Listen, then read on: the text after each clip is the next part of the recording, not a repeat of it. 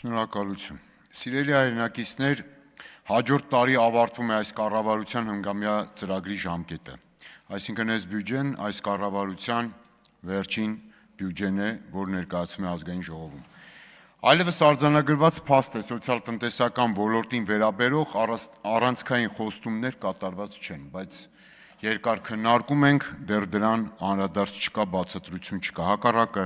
ներկայացնում են, որ իրավիճակը այնքան լավ է, մաքսիմալ լավ է, որ դրանից մի քիչ էլ եթե լավ լինի, փորձանքի կգանք։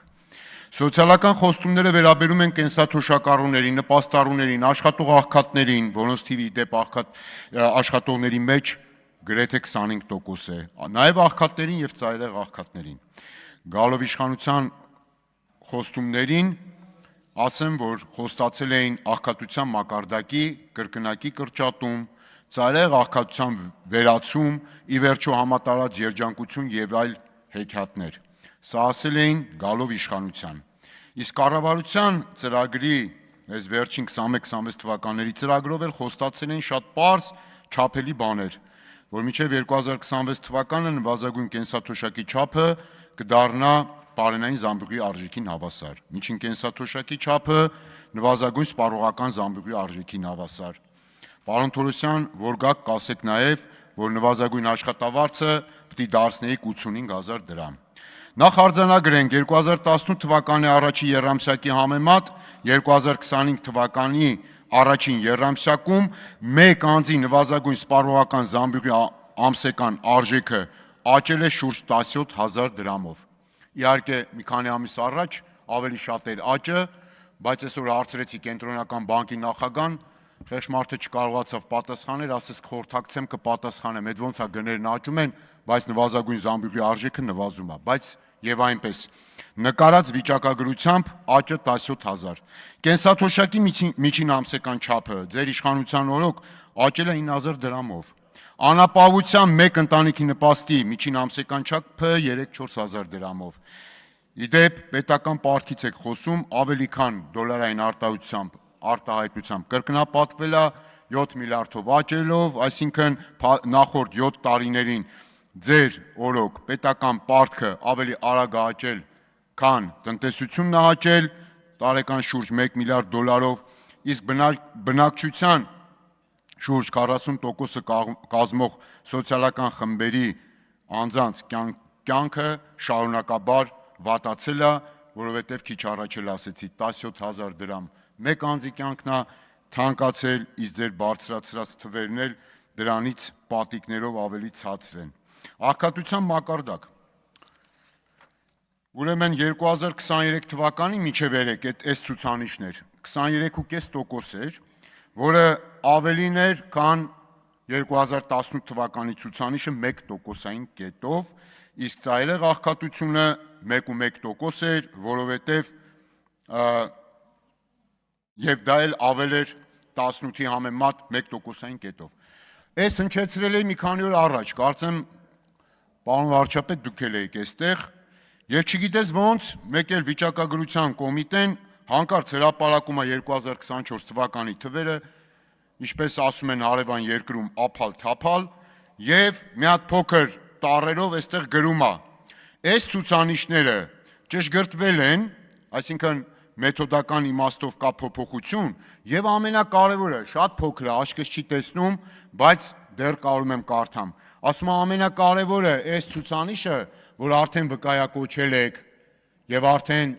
նաեւ պետական մարմինները սրա մասին խոսել են, ասում է նույն վիճակագրության կոմիտեն, համադրելի չէ նախորդ տարիների ցուցանիշներին, անհրաժեշտ է վերահաշվարկ, բայց պարոն Թորոսյանը իրեն հատուկ ձևով շտապել է իր Facebook-յան էջում մեծ տառերով արդեն գրել է, որ 2%-ային կետով նվազել է, պարոն Թորոսյան, կարող է 2 չի 6 է,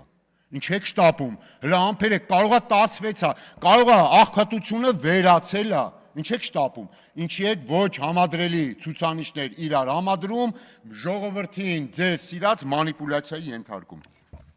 Հիմա 2025 թվականի առաջի կիսամյակում կենսաթոշակի միջին ամսական չափը 49,000 դրամ էր, եւ մնացած ցուցանիշներն եթե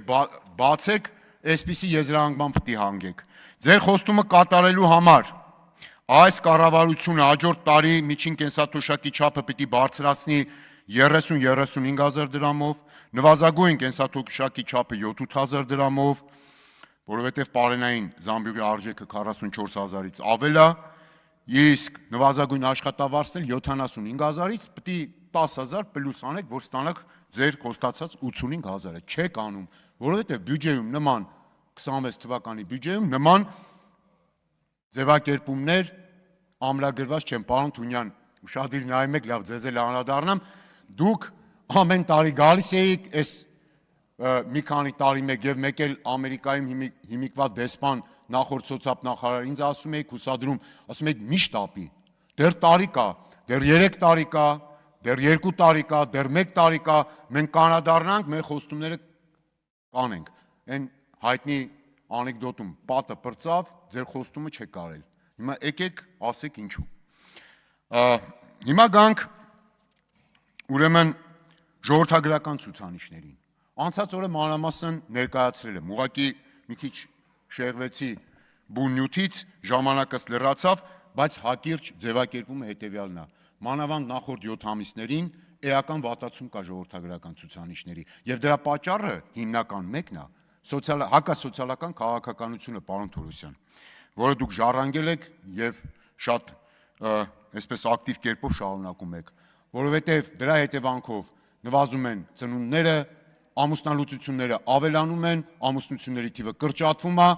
եւ նախորդ ձեր պաշտոնից եկած, այս էլ կարեւոր է, օրինակ 0-4 տարեկան երեխաների ցավոք սրտի մահացան դեպքերի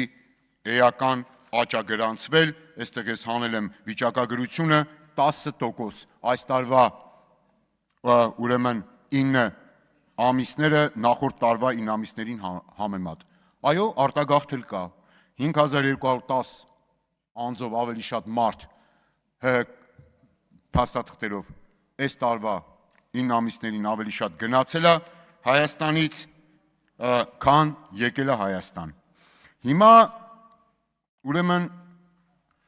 ասում եք տնտեսական խոստումները, առնվազն 7%-անոց տնտեսական աճ, տնտեսական կառուցվածքի բարելավում, արտաքին տնտեսական կախվածության թուլացում, դիվերսիֆիկացիա ու էլի լիքը սենց սիրուն բաներ։ Հիմա ասում եք 7%-անոց տնտեսական աճը կա, եկել ենք կա,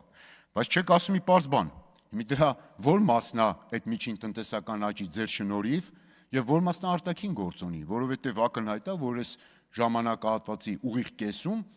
բարձր երկնիշից բարձր տնտեսական աճերը արտաքին գործոնի արդյունքում են եւ եթե դուք չլինեիք իշխանության եւ ցանկացած այլ պարագայում այդ աճերը կլինեն, բայց օրինակ նույն ձևով երբ որ կոവിഡ് համավարակը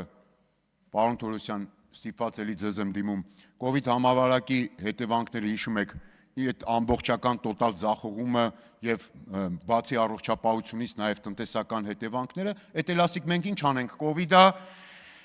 համաշխարհային ճգնաժամա եւ մենք բայց չասեցիք, բա ինչի՞ է մեր երկրում երկու անգամ ավել, մինչեւ պատերազմը, օրինակ մինչեւ սեպտեմբերը 20 թվականի, ինչի՞ է երկու անգամ ավել տնտեսությունը կրճատվում, քան միջին տարածաշրջանն է։ Այսինքն երբ որ լավ է, այդ դուք եք արտաքին գործոնը, հենց լավ չի, պարոն Թորոսյան։ Ասում եք, մենք ինչ անենք, սա միջազգային միտում է, հետո ջղայնանում եք, որ հարցեր են լինում ձեզ, հիմի չգիտեմ ձեր ջղայնությունը այդ մասով անցավ, թե չէ, են քրեական գործերից էլ, եթե հարմար լինի ասեք, ինչ եղավ այդ կոവിഡի հետևանքների հաղթահարման ձեր մասը։ Տնտեսական կառուցվածք։ Ասում եք բարելավենք, իրական հատվածի առաջանցիկ զարգացման փոխարեն ավելանում են խնդիրներ, օրինակ գյուղատնտեսությունը պատկերավոր ասած ձեր իշխանության օրոք ազատ անկման մեջ է իրականում, իր խորացող խնդիրներով, դա մենք տեսնում ենք նաև երբ որ այցելում ենք կոնկրետ մարզեր, գյուղական բնակավայրեր։ Այս տարի արդյունաբերության, որ անցած տարի ձեզ փրկեց ռուսական ոսկու վերարտահանումը արդյունաբերության այդ աճի իմաստով, այս տարի էդի չկա, արդյունաբերության ոլորտը հունվար-սեպտեմբերին կրճատվել է 6%-ով։ Արտաքին տնտեսական դիվերսիֆիկացիա։ թեկուզ ռազմավարական գործընկեր երկիր է Ռուսաստանը, բայց ես շատ դժգոհ եմ եւ ընդհանրապես շատերն են դժգոհ, որ այդ մի երկրից տնտեսական կախվածությունը աննախադեպ բառը սիրում եք, այստեղ շատ տեղին ասեք, աննախադեպ աճել է։ Հասել է, ուրեմն, տեսեք, 2024 թվականին թռիչքաձև աճելով 57% նախորդ տարվա համեմատ դարել է 41.1%։ Իսկ օրինակ Եվրամիության հետ որ ուզում ենք ինտեգրվենք, այս էլ նվազելով դարել է տեսակարարկշիռը 7%։ Ներողություն ավարտում եմ։ Օտարերկրյա միլիարդավոր ներդրումներ չկա, Վահան Քերոբյանի ականջը կանչի, շատ խոստացավ, հակառակը կա կապիտալի փախուստ, դա ամրագրված է 2024 թվականի վիճակագրությամբ, հարկատուն հերոսա կեղեքում եք, ժամանակս չերիքեց ասեմ ինչու եւ ոնց, եւ ընդհանուր առմամբ եկամուտների արդար բաշխումից եք խոսում, բայց իրականությունը բոլորովին այլ է եւ ըստ էության սոցիալական խնդիրները ցավոք սրտի ձեր իշխանության օրոք գնալով ավելացել են, քան լուծվել։ Արսեն Թորոսյան հաջորդ ելույթի համար։